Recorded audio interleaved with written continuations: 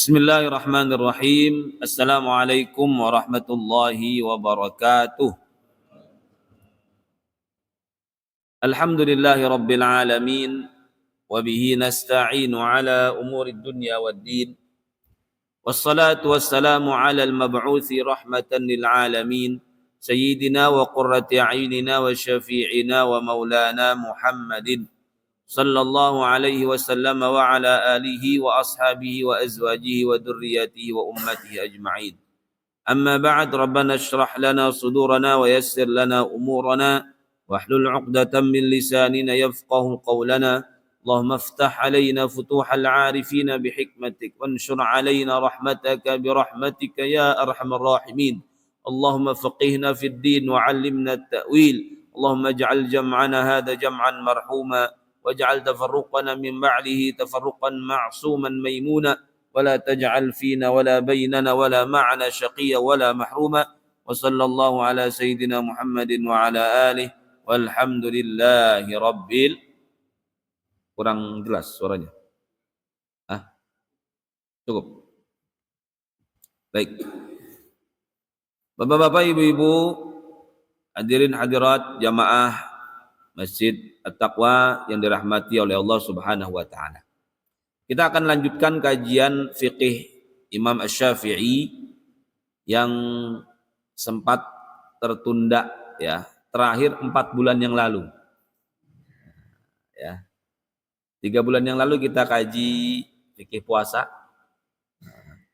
Bulan kemarin kita fikih kurban ya, udhiyah. Nah, kita lanjutkan yang sempat terputus, masih di fikih salat.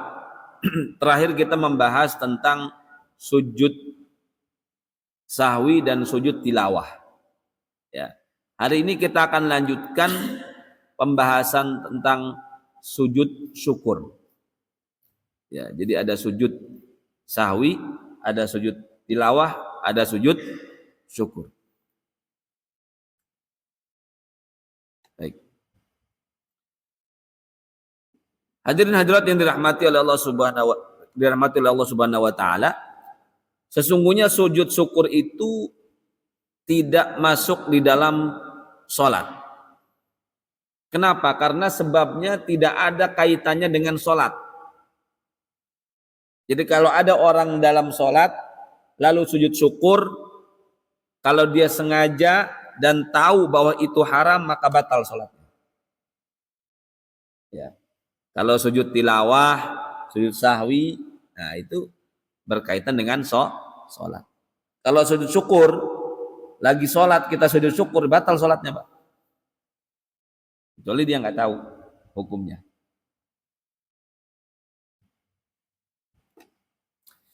Di antaranya, ketika membaca surat Shad ayat 24 ya. Coba Bapak bisa buka biar kita praktek langsung. Buka Quran boleh? Bawa Quran, kalau aplikasi juga nggak apa-apa. Buka surat Shad ayat 24. Nah. Halaman 454.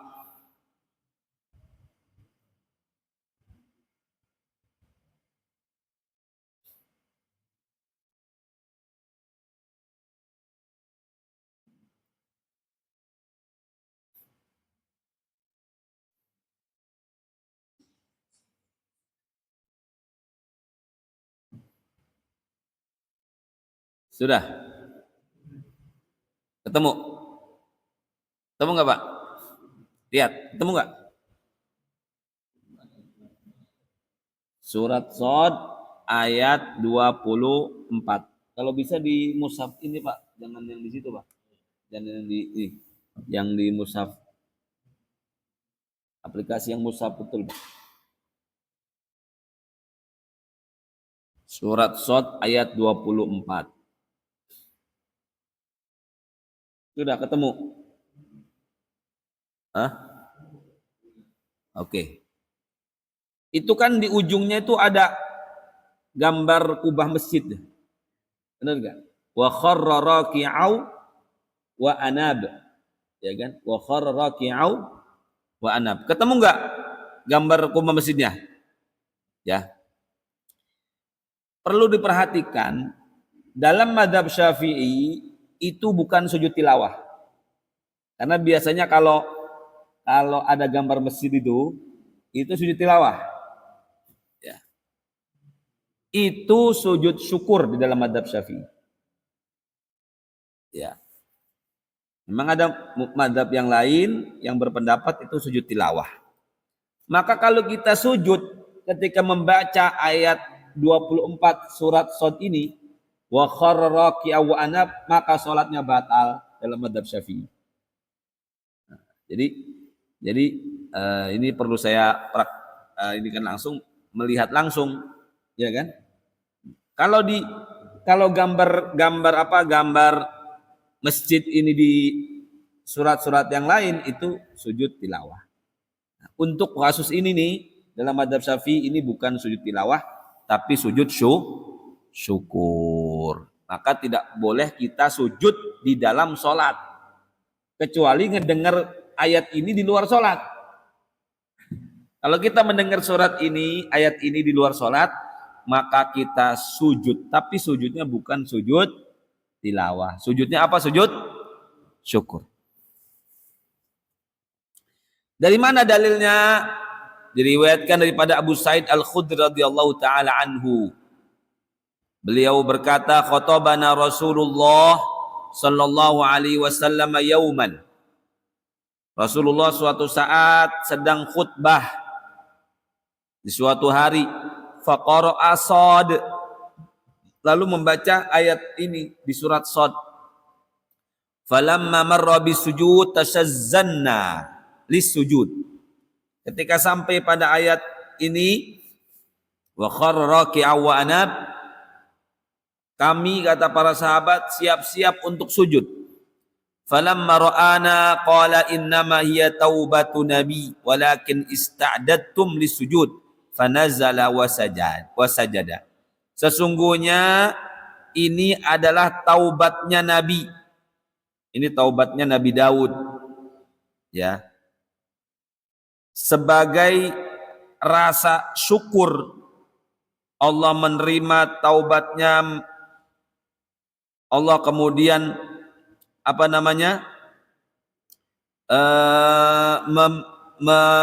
menerima sujud sebagai ungkapan rasa syukur. Allah memaafkan Nabi Daud, ya. Walakin ista'dadtum lisujud, tapi kalian siap-siap sujud. Fanazala wa sajada, lalu Rasulullah turun dari mimbarnya dan sujud, ya. Begitu juga diriwayatkan daripada Ibnu Abbas radhiyallahu taala anhu anna Nabiyya sallallahu alaihi wasallam qala, Nabi besar Muhammad sallallahu alaihi wasallam bersabda, sajadaha Nabiyullah Daud taubatan wa sajadnaha syukran. Nabi Daud sujud karena taubat, dan kita sujud karena syukur. Syukur kenapa? Karena taubatnya diterima. Ya, jadi surat Shad ayat 24 ini dalam mazhab Syafi'i, ya, berdasarkan dalil-dalil yang ada, ini bukan sujud tilawah, tapi sujud apa? Syukur. Jadi tidak boleh sujud pada ayat ini di dalam sholat. Kalau kita kemudian dengar di luar sholat, maka kita disunahkan sujud syukur. Ya.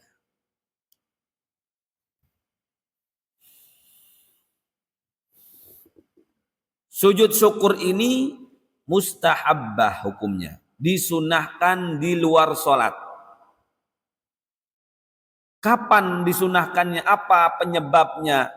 Apa sebab-sebab yang mensunahkan kita untuk melakukan sujud syukur? Pertama, sebabnya ketika membaca surat Shad ini, mengikuti apa yang dilakukan oleh baginda Nabi besar Muhammad sallallahu alaihi wasallam yang sujud, tapi bukan waktu itu di dalam sholat. Nabi sujudnya di luar sholat. Dan haram dalam mazhab Syafi'i hukumnya sujud di dalam sholat pada surat Shad ini. Ya. Dan bisa batal sholat. Kapan lagi disunahkan sujud syukur? Disunahkan sujud syukur saat mendapati nikmat. Nikmat apa saja? Nikmat lahirnya anak misalkan. Nikmat naik pangkat jabatan misalkan. Itu nikmat juga kan? Ya.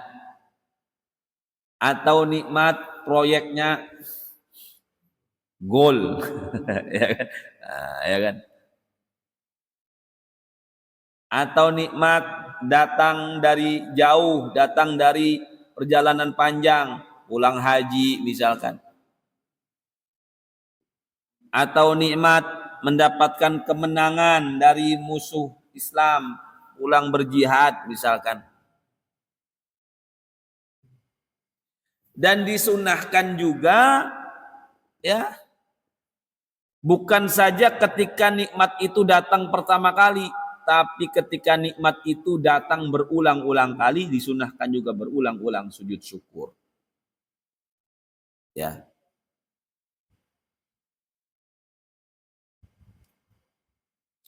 Apalagi yang kemudian disunahkan sujud syukur ketika ya terbebas daripada bala. Ya, misalkan terbebas daripada atau diselamatkan oleh Allah dari kecelakaan, dari kebakaran, dari tenggelam, ya. Jadi 3 hal tadi ya. Pertama ketika mendengar atau membaca surat Shad tadi, yang kedua ketika mendapati nikmat dengan berbagai macam jenisnya, yang ketiga ketika dijauhkan daripada bala, dijauhkan daripada musibah, ya. Dijauhkan daripada keburukan, dijauhkan daripada penyakit dan lain sebagainya. Ya. Itu disunahkan kita melakukan sujud syukur. Dari mana dalilnya? Dalilnya daripada hadis Nabi besar Muhammad sallallahu alaihi wasallam, diriwayatkan daripada Abu Dawud dengan sanad yang hasan, annahu sallallahu alaihi wasallam idza ja'ahu amrun yasurruhu kharra sajida. Nabi sallallahu alaihi wasallam selalu ketika mendapati perkara yang menyenangkan hati beliau, beliau langsung tersungkur melakukan sujud. Ya. Wa annahu sallallahu alaihi wasallam qol, begitu juga Nabi besar sallallahu alaihi wasallam bersabda, sa'altu rabbi wa syafa'tu li ummati fa'atani thulutha ummati fasajadtu syukran li rabbi thumma rafa'tu ra'si fasa'altu rabbi fa'atani thulutha ummati fasajadtu syukran li rabbi thumma rafa'tu ra'si fasa'altu rabbi fa'atani thulutsal akhar fasajadtu syukran li rabbi. Ini nanti hari kiamat. Jadi nanti hari kiamat Nabi itu, ya itulah kasih sayang Nabi itu bukan cuma di dunia, tapi sampai ngejagain kita sampai satu-satu kita ini masuk surga, Pak. Jadi Nabi itu nanti di hari kiamat sujud kepada Allah, ya kan? Umat Nabi Muhammad sudah dimasukkan sebagian, mayoritas yang memang tidak ada kemudian sangkut pautnya, yang masuk surga langsung. Ketika mendapati umatnya masih ada di neraka, masih kemudian dihisap dengan karena perbuatan-perbuatan waktu di dunianya, Nabi sujud, Pak, minta memberikan syafaat, ya, pertolongan kepada kita ini. Lalu kata Allah, ya Muhammad, irfa' ra'sak sal tu'ta isfa' tu syafa'. Angkat kepalamu, minta apa yang kamu mau aku berikan. Minta syafaat aku berikan syafaat. Nabi ummati, umatku ya Allah. Masih ada yang ketinggalan. Mudah-mudahan kita yang enggak ketinggalan, kita langsung masuk surga. Amin. Ya. Lalu kata Allah, oke, masukin sepertiganya. Fa sajadtu syukran. Lalu Nabi sujud lagi, sujud syukur. Sudah diberikan pemberian syafaat. Berhenti sampai situ? Tidak. Minta lagi Nabi Muhammad itu. Minta. Sampai terakhir yang penting udah. Yang penting di hatinya adalah la ilaha illallah saja udah. Ya, mau bagaimana bejatnya dia, ya kan? Sampai yang penting ada satu biji darah, ada pernah ngucap di hatinya sedetik aja la ilaha illallah. Itu diselamatkan dengan syafaatnya Nabi besar Muhammad sallallahu alaihi wasallam. Jadi angkat kepala dikasih sujud lagi, sujud syukur. Angkat kepala, sujud syukur. Ini cerita hadis ini bagaimana nanti di hari kiamat Nabi kita itu kasih sayangnya sama kita itu tidak ada kemudian habis-habisnya. Ya, tidak ada habis-habisnya. Sampai kita semuanya nanti insya Allah bertemu dengan Nabi besar Muhammad sallallahu alaihi wasallam di telaga beliau. Ya, mudah-mudahan kita semuanya bisa meminum dari telaga Al-Kautsar. Ketika orang minum dari telaga itu satu gelas, Pak, tidak akan pernah haus lagi selama-lamanya. Ya. Mudah-mudahan ya kita berhak mendapatkan syafaatnya Nabi besar Muhammad sallallahu alaihi wasallam. Karena nanti umat Nabi Muhammad itu kelihatan ghurran muhajjalina min atharil wudu. Wajahnya itu cerah bekas wudunya. Jadi bekas wudu itu nanti kelihatan mana umatnya Nabi Muhammad sallallahu alaihi wasallam. Ummati masih umatnya aja yang dipikir Nabi Muhammad itu. Ya, sampai nanti hari kiamat. Termasuk itulah sujud syukur beliau kepada Allah Subhanahu wa taala. Diberi sujud syukur lagi, diberi sujud syukur. Ya. Jadi kalau dapat nikmat, Nabi itu langsung sujud syukur. Ya. Begitu juga, ya, kita disunahkan sujud syukur ketika melihat orang ada kekurangan atau kena bala di badannya. Ada orang kekurangan nih secara fisik. Kita bersyukur kepada Allah, kita diselamatkan daripada bala itu. Ya, tapi jangan sujud di depan dia, ngejek kalau gitu. Jangan sujud di depan dia. Nah, itu patah hatinya. Jangan. Nah, ya Allah, alhamdulillah kita diselamatkan. Tidak dikasih bala seperti itu. Kalau dikasih bala seperti itu belum tentu kita bisa sabar, belum tentu kita bisa selamat iman kita gitu. Itu kita bersyukur. Ada orang kekurangan, ya kekurangan fisik, kekurangan apa? Allah syukur. Ngelihat orang sakit bertahun-tahun, ya Allah kita diselamatin sama Allah. Itu disunahkan juga sujud syukur. Tapi sujud syukurnya jangan di dekat dia, jangan di depan dia. Alhamdulillah kata, aduh, jangan ya. Jadi sujud syukurnya di belakang dia, di rumah, ya Allah. Tadi ngelihat ada orang, ya Allah, kita diselamatin dari bala itu. Ya, karena belum tentu Pak selamat loh kita dari bala begitu. Belum tentu juga iman kita ini selamat gitu. Dia bisa sabar, kita belum tentu bisa lewat. Aduh, ngeri kan? Makanya kita bersyukur Allah ngasih kita kenikmatan. Ya, ketika melihat ada orang kekurangan itu kita, ya Allah ngasih saya selamatan. Ya.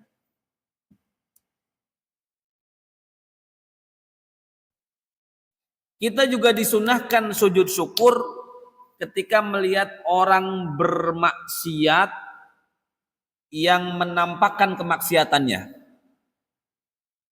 Ya. Ya Allah, kita bersyukur kita ini tidak melakukan maksiat kayak dia gitu. Ya. Ketika orang menampakkan maksiatnya, kan ada orang berbuat maksiat diam-diam. Itu berbeda dosanya dengan bermaksiat terang-terangan.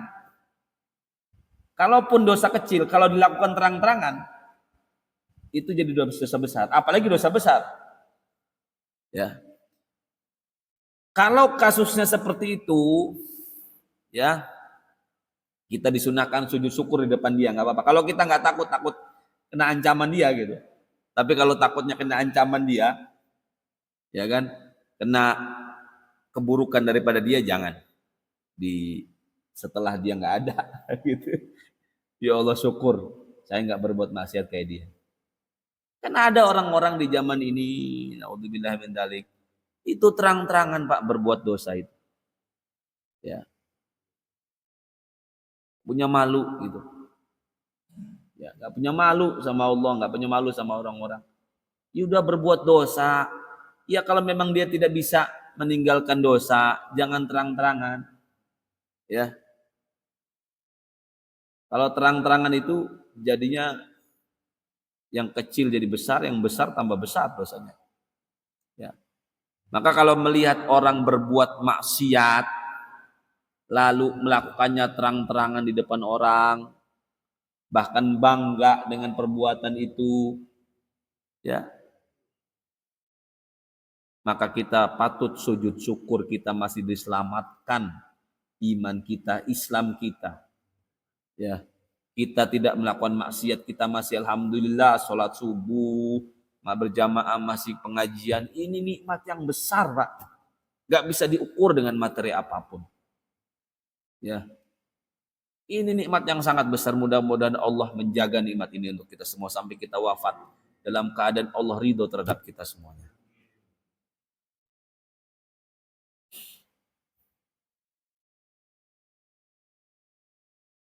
Nah, kecuali orang yang bermaksiat tapi tidak menampakkan kemaksiatannya, itu kita tidak disunahkan sujud syukur. Ya. Kalau kita melihat ada orang berbuat maksiat tapi dia tidak menampakkan, itu tidak disunahkan.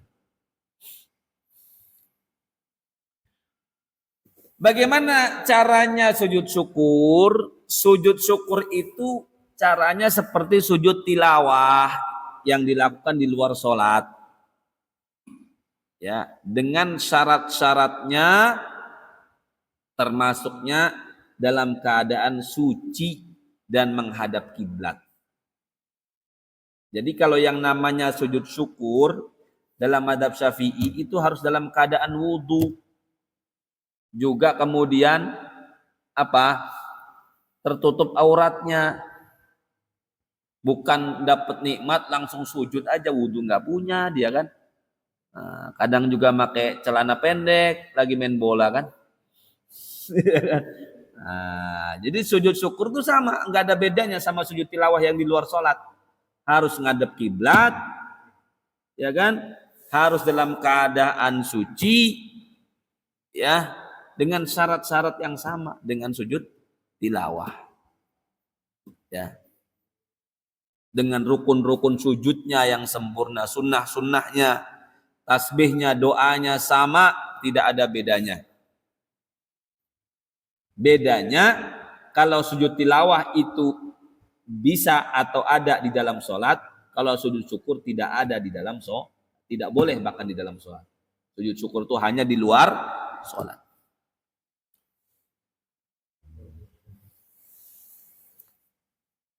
Sujud syukur ini boleh dilakukan di atas kendaraan bagi yang musafir, yaitu dengan mencondongkan badannya. Ya. Kalau sudah lewat momennya, tidak disyariatkan untuk mengkodoknya. Nah, sudah lewat momennya, ya udah tidak perlu dikodok lagi. Kalau ada momennya langsung sujud syukur. Kalau nggak ada dan kelewatan, kita lupa tadi sujud syukur, ya nggak perlu dikodok. Disunahkan juga disertai ketika sujud syukur itu disertai dengan sedekah. Kalau bisa disunahkan juga dengan sholat untuk syukur, ya sholat mutlak sebagai ungkapan syukur kepada Allah. Ya, punya anak baru lahir, punya mobil baru, ya bagi-bagilah, bagi-bagi makan sama tetangga, gitu kan. Kalau di kampung mas saweran, ya itu ungkapan syukur, sedekah. Sebenarnya niatnya sedekah, cuma dengan cara-caranya masing-masing, adatnya masing-masing, ya kan.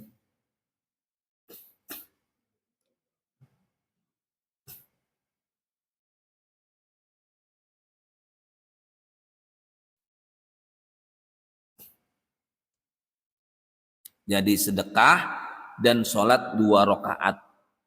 Sholat sunnah. Syukur, sebagai syukur kepada Allah Subhanahu wa ta'ala.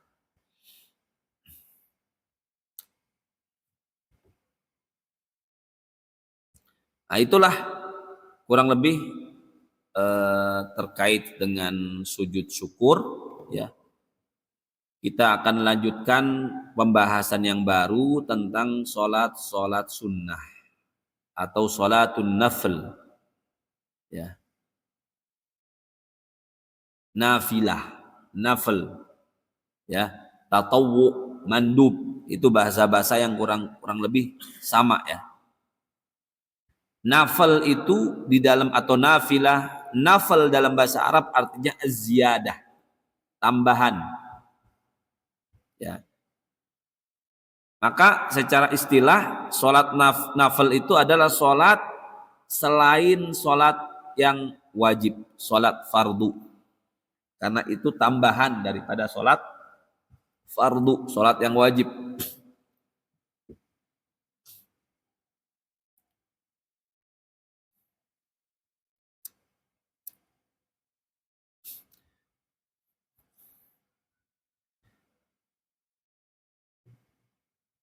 Dari mana dalilnya? Dalilnya ada sunnah qauliyah, ada sunnah fi'liyah. Ada dari perkataan Nabi dan dari perbuatan Nabi besar Muhammad sallallahu alaihi wasallam. Ya. Di antaranya dalilnya diriwayatkan daripada Abu Hurairah radhiyallahu anhu bahwa Nabi besar Muhammad sallallahu alaihi wasallam bersabda, "Man 'ada li waliyan faqad adzantuhu bil harbi. Wa ma taqarraba ilayya 'abdi bi afdala ma iftaradtuhu 'alaihi wa la yazalu 'abdi yataqarrabu ilayya bin nawafili hatta uhibbah." Kata Nabi, siapa yang menyakiti waliku maka siap-siap berperang denganku. Dan tidak ada seorang hamba yang mendekatkan. Oh, ini hadis qudsi, ya, hadis qudsi berarti. Jadi firman Allah tapi redaksinya daripada Nabi. Jadi firman Allah itu ada 2, Pak. Ada Quran, ada hadis qudsi. Kalau Quran itu kontennya dari Allah dan redaksinya daripada Allah. Kalau hadis qudsi kontennya daripada Allah, redaksinya daripada Nabi. Nah, ini hadis qudsi. Kata Allah, siapa yang menyakiti waliku maka aku berperang, siap-siap berperang denganku, kata Allah. Dan tidak ada seorang hamba yang mendekatkan diri kepadaku lebih afdal kecuali dengan melaksanakan kewajiban yang aku wajibkan buat hamba tersebut. Wala yazalu 'abdi yataqarrabu ilayya bin nawafili hatta uhibbah. Ada hamba-hambaku yang tidak cukup dengan amalan wajib. Dia terus-menerus menambahkan dengan amalan-amalan yang sunnah, amalan-amalan yang nawafil, hatta uhibbah, sampai aku mencintai dia. Jadi kalau pengen dicintai Allah, jangan cuman ngelakuin yang wajib. Perbanyak amalan sunnah. Lanjutan hadisnya, faida ahbabtuhu, kalau aku sudah mencintai hamba itu, kata Allah, kuntu sam'ahu alladhi asma'u bihi, ya, pendengarannya menggunakan pendengaranku, wa basarahu alladhi yubsiru bihi, pandangannya menggunakan pandanganku, wa yadahu allati yabtishu biha, tangannya menggunakan tanganku, kakinya menggunakan kakiku. Ya, jangan dipahami ya Allah punya kaki, ya. Nah, maksudnya apa? Kalau kemudian disertai Allah langkahnya, itu kira-kira bagaimana? Lebih cepat daripada yang lain. Kalau lagi bisnis, yang lain butuh 10 tahun, dia 10 bulan bisa. Kira menggunakan kakinya Allah kok istilahnya. Pandangannya pandangan Allah. Yang lain nggak melihat peluang bisnis, dia di ujung dunia bisa melihat peluang itu. Pandangannya menggunakan pandangan Allah. Jadi kalau kita disertai dengan amalan-amalan sunnah, maka hidup kita ini pasti akan lebih unggul daripada yang lain. Apapun profesinya, Pak. Mau dia pebisnis, mau dia pejabat, mau dia pengusaha, mau dia apapun di dunia ini, ya. Kalau sudah dapat cintanya Allah, itu hidupnya pasti unggul dunia akhirat. Ya. Wala in sa'alani la u'tiyanna. Kalau dia meminta kepada aku, kata Allah dalam hadis qudsi ini lanjutannya, aku pasti akan memberikan apa yang dia mau. Wala in ista'adzani la u'idzanna. Kalau dia berlindung kepadaku, aku akan lindungi dia dari keburukan yang dia minta untuk dilindungi. Nah, jadi ini termasuk hadis tentang masyru'iyat salat sunnah, amalan-amalan sunnah. Apalagi dalilnya? Dalilnya daripada Abu Hurairah radhiyallahu taala anhu bahwa anna a'rabiyan jaa'a yas'alu Rasulullah sallallahu alaihi wasallam faqala alaihi salatu wassalam khamsu salawatin fil yaumi wal lailah wa siyamu ramadan waz zakah. Ada seorang badui baru masuk Islam datang kepada Rasulullah sallallahu alaihi wasallam, apa yang harus saya lakukan kalau saya sudah masuk Islam? Kata Rasulullah, khamsu salawatin fil yaumi wal lailah. Salat 5 waktu sehari semalam. Wasiyamu Ramadan, puasa di bulan Ramadan, wa zakah dan berzakat. Faqala al-a'rabi hal 'alayya ghairuha? Apakah saya wajib melaksanakan selain itu? Faqala Rasulullah sallallahu alaihi wasallam, kata baginda Rasulullah sallallahu alaihi wasallam, la illa anta tawwa. Tidak ada kewajiban yang lain kecuali engkau melakukan yang sunnah. Jadi ini salah satu dalil untuk sholat sunnah, ya.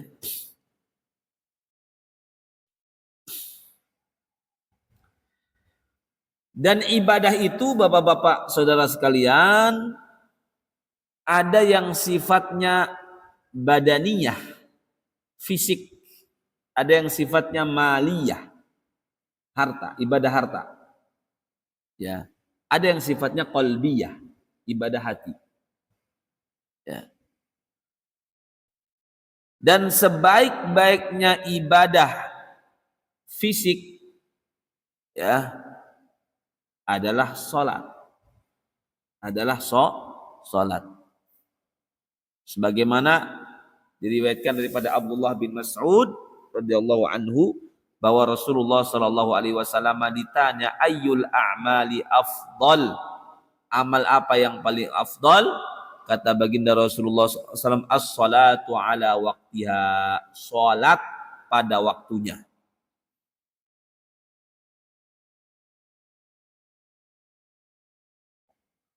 Nabi juga bersabda, diriwayatkan daripada Abdullah bin Amr bin As, istaqimu wa'malu.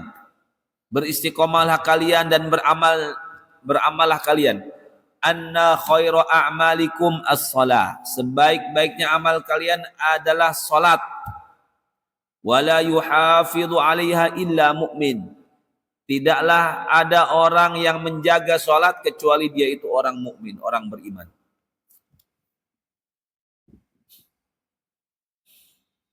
Karena salat itu, ya, terhimpun di dalamnya berbagai macam ibadat. Ya, termasuk ibadah qalbi juga, berdoa, berzikir, baca Quran juga di sana, ada Al-Fatihah dan lain sebagainya.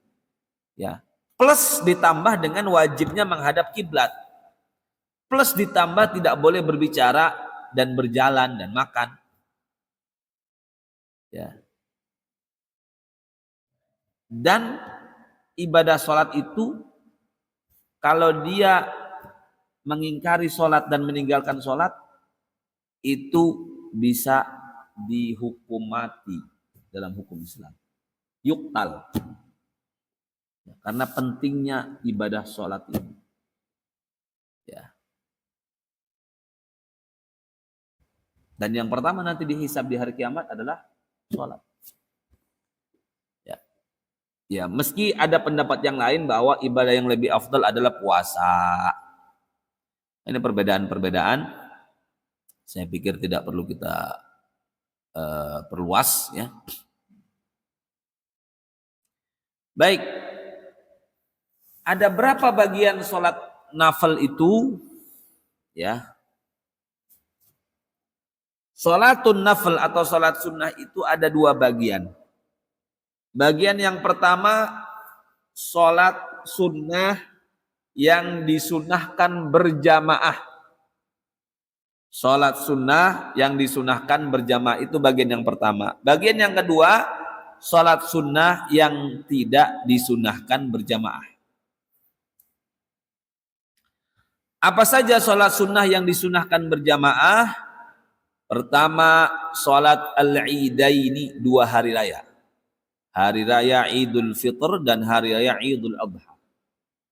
Itu disunahkan berjamaah. Kalau dilakukan sendiri bisa nggak? Ya bisa. Boleh, tapi nggak perlu khutbah sendiri masa. Ya kan? Boleh. Bapak nih ketinggalan takbirannya mungkin kemalaman gitu kan. Habis sholat subuh tidur lagi. Nyampe sini udah selesai sholatnya.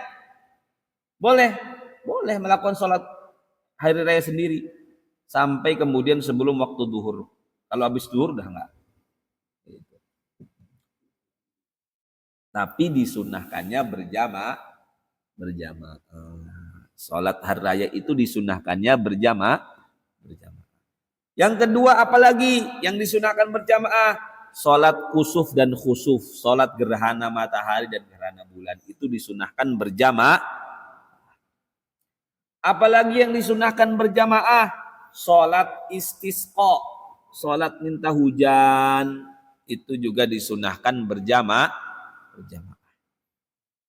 Apalagi yang disunahkan berjamaah? Sholat tarawih. Ya, itu disunahkan berjamaah.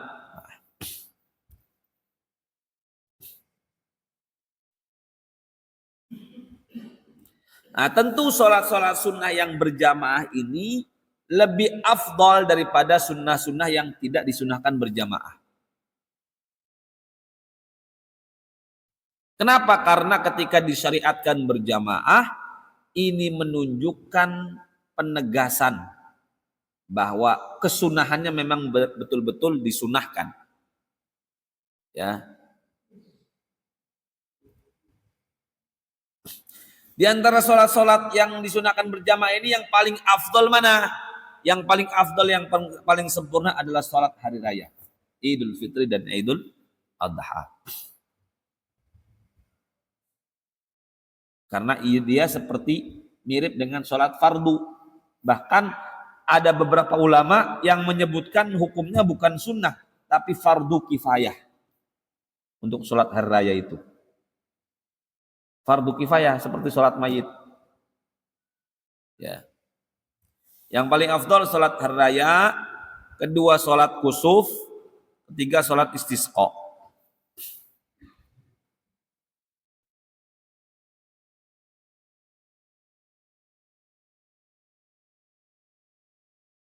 Tetapi untuk sunnah rotibah itu lebih afdal daripada sholat tarawih. Karena Nabi ya lebih kemudian muwadhabah, selalu tidak pernah meninggalkan rotib, salat rawatib. Ya. Dibandingkan salat tarawih. Maka keliru kalau orang kemudian mengedepankan tarawih daripada ba'diyah isya. Karena yang lebih afdolnya ba'diyah isya. Kita ketinggalan sholat. Di sholat ba'diyah dulu walaupun udah tarawih ya. Karena yang afdal apa? Lebih afdal mana ba'diyah isya sama tarawih? Lebih afdal ba'diyah isya.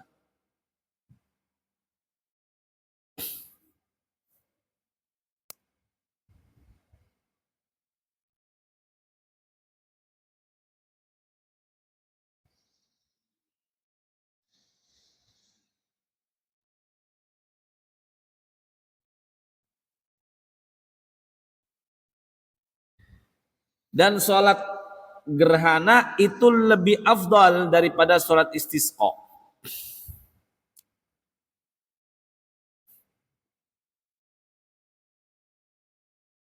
Karena sholat kusuf atau sholat gerhana itu mujma'un alaih. Apa mujma'un alaiha itu? Disepakati kesunahannya oleh para ulama. Kalau sholat istisqa masih ada perbedaan pendapat. Menurut Abu Hanifah sholat istisqa itu bid'ah. Ya. Karena Nabi terkadang istisqa itu kadang menggunakan sholat, kadang cuma doa saja minta diturunkan hujan, tidak sholat. Tapi kalau sholat gerhana itu disepakati, disunahkan. Makanya dikatakan lebih afdol.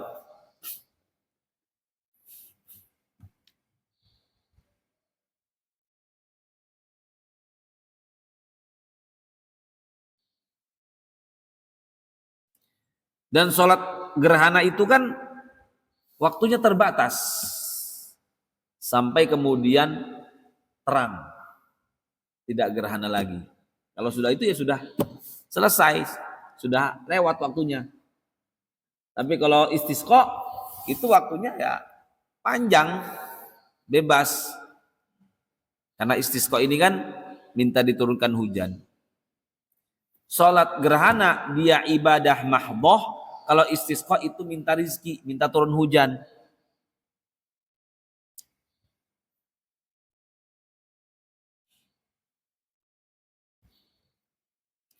Bagian yang kedua adalah sholat yang tidak disunahkan berjamaah. Ya.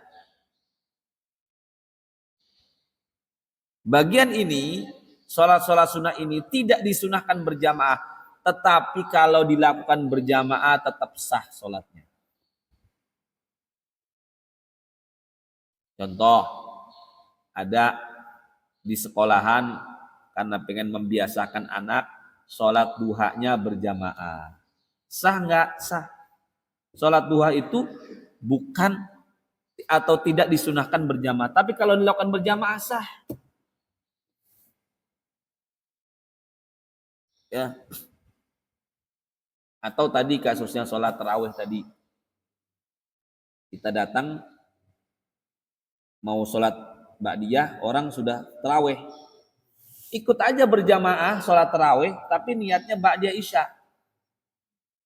Boleh berjamaah, ba'diyah isya berjamaah. Ya boleh, sah. Nanti tinggal nambah 2 rakaat lagi, tarawihnya kurang kan. Gitu kan. Jadi ada sholat sunnah yang tidak disunahkan berjamaah ini, kalaupun dilakukan berjamaah, hukumnya tetap sah.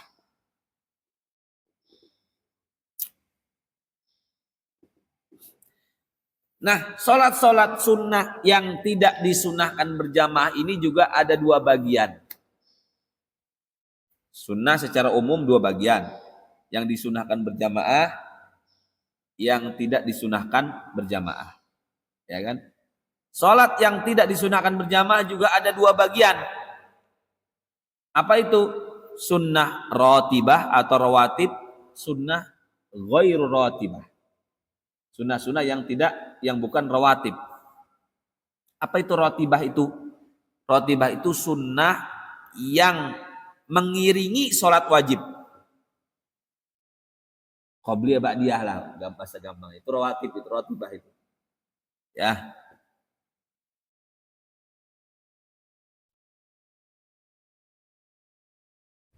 Itu tidak disunahkan berjamaah. Jadi sholat sunnah yang tidak disunahkan berjamaah itu ada berapa Pak? Ada 2 bagian. Bagian pertama rotibah atau rawatib. Bagian yang kedua ghairu rotibah. Ya, yang bukan rawatib. Apa itu rawatib atau rotibah itu? Sholat sunnah yang menyertai sholat fardu. Waktunya terkait dengan waktu sholat fardu. Yang kedua, sholat sunnah ghairu ratibah. Sholat sunnah yang tidak ada kaitannya dengan sholat fardu. Sholat sunnah yang dilakukan siang dan malam, tidak terkait dengan waktu apapun. Ya. Nah, kita akan belajar 2 model ini salat sunnah ratibah yang ikut dengan salat fardu, dan salat sunnah ratibah yang goir ratibah yang tidak terkait dengan salat fardu. Insyaallah kita akan bahas pada pertemuan selanjutnya. Kalau mau ada yang didiskusikan, dipersilakan. Pertama, tentang sujud tilawah. Ya. Kalau kita mendengar ayat-ayat yang disebut ayat sajdah yang disunahkan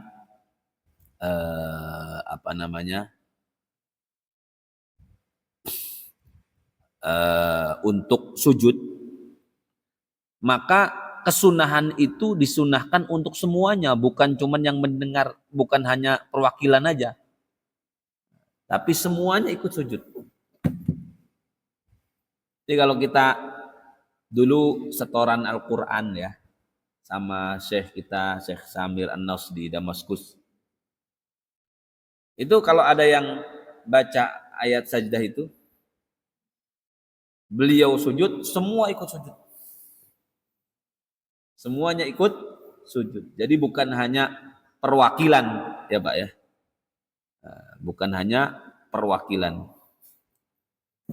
Lalu pertanyaan yang kedua terkait sholat sunnah yang tidak disunahkan berjamaah tapi kita lakukan dengan berjamaah. Dikatakan tadi sah seperti sholat duha ya, atau kemudian sholat yang lain boleh nggak, seperti tahajud dan hajat ya. Tadi kita katakan boleh, sah dilakukan untuk berjamaah, walaupun ya itu tidak disunahkan untuk berjamaah. Bagaimana nilai pahalanya? Kalau pahala repot, urusan Allah ini. Ya.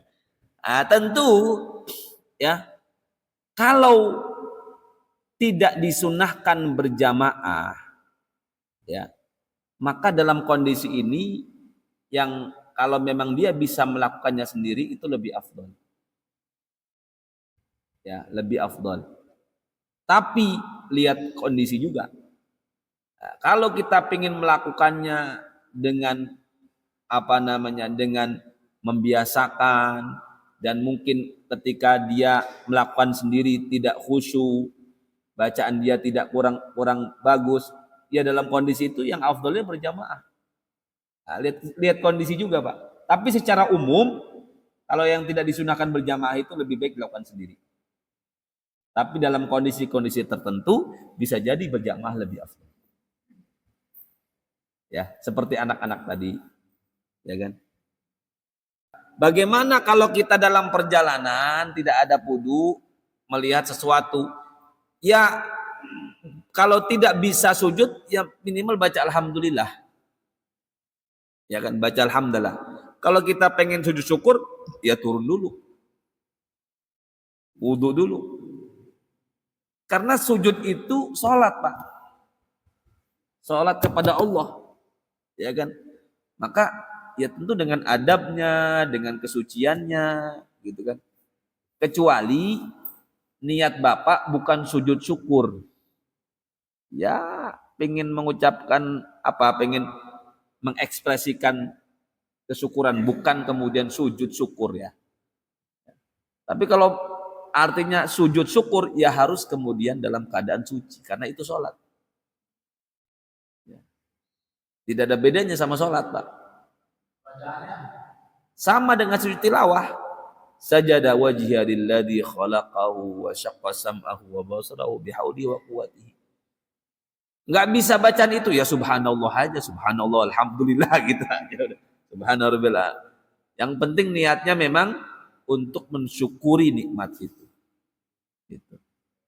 Jelas Pak? Jelas? Alhamdulillah. Cukup ya? Wa sallallahu ala sayyidina Muhammadin wa ala alihi walhamdulillahi rabbil alamin. Allahumma salli ala sayyidina Muhammad wa ala ali sayyidina Muhammadin kama sallaita ala sayyidina Ibrahim wa ala آل سيدنا إبراهيم وبارك على سيدنا محمد وعلى آل سيدنا محمد كما باركت على سيدنا إبراهيم وعلى آل سيدنا إبراهيم في العالمين إنك حميد مجيد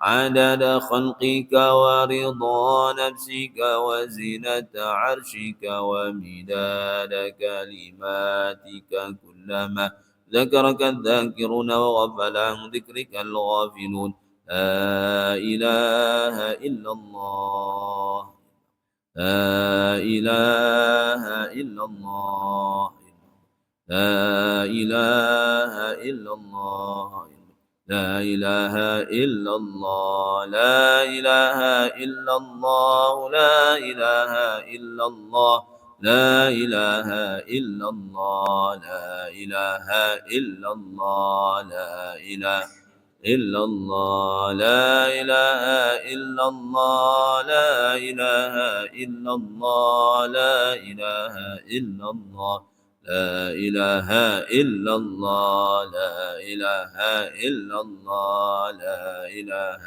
إلا الله لا إله إلا الله سيدنا محمد رسول الله صلى الله عليه وسلم كلمة حق عليها نحيا وعليها نموت وعليها وبها نبعث إن شاء الله تعالى من الآمنين وما أرسلناك إلا رحمة للعالمين اللهم صل على سيدنا محمد في الأولين والآخرين وبارك وسلم ورضي الله تعالى عن سادتنا أصحاب رسول الله أجمعين اللهم لك الحمد وإليك المشتكى وأنت المستعان وعليك التكلان ولا حول ولا قوة إلا بالله العلي العظيم اللهم اغفر لنا ذنوبنا كلها دقها وجلها علانيتها وسرها أولها وآخرها اللهم اغفر لنا ولوالدينا وارحمهم كما ربونا صغارا واغفر لجميع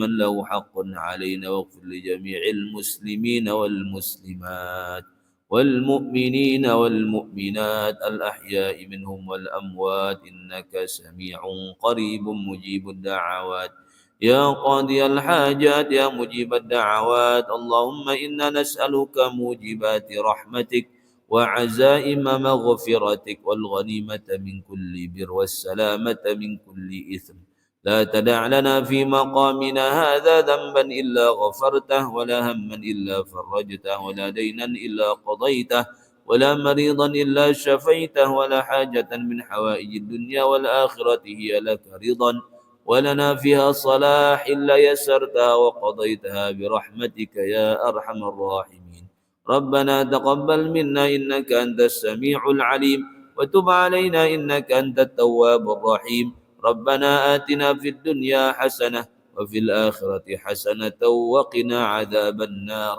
بفضلك سبحان ربك رب العزة عما يصفون وسلام على المرسلين والحمد لله رب العالمين بنية القبول وشفاعة الرسول وتيسير الأمور الفاتحة أعوذ بالله من الشيطان الرجيم بسم الله الرحمن الرحيم الحمد لله رب العالمين الرحمن الرحيم مالك يوم الدين إياك نعبد وإياك نستعين اهدنا الصراط المستقيم صراط الذين أنعمت عليهم غير المغضوب عليهم ولا الضالين